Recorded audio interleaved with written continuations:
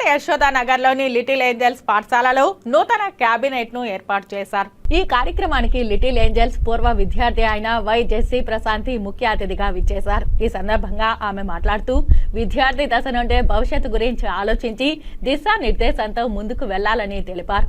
తాను కూడా చిన్నప్పటి నుండి క్రమశిక్షణతో తన ధ్యేయాన్ని సాధించుకున్నట్లు తెలిపారు.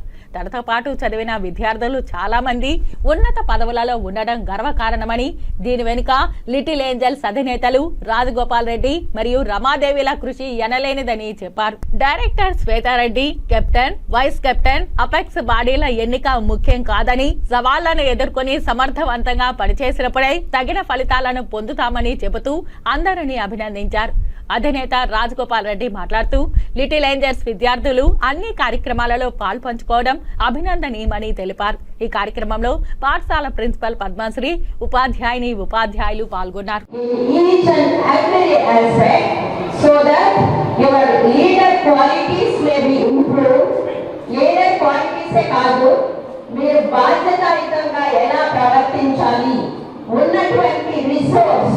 ఉపయోగించుకొని దాన్ని సద్వినియోగం చేసుకొని మంచి ఫలితాలను ఎలా సాధించాలి అనే దానికి కూడా మీరే యాక్టివ్గా పార్టిసిపేట్ చేస్తున్నారు. Cleanliness, discipline and then this sports, cultural activities, ఇలా కార్యనిర్వాహక వర్గం అన్నమాట. సో ఇలాంటి యాక్టివిటీస్ ఇక్కడ మీకు గొప్ప ఆపర్చునిటీ. సో అందరూ కూడా చాలా చక్కగా మీరందరూ దీంట్లో పార్టిసిపేట్ చేస్తున్నారు.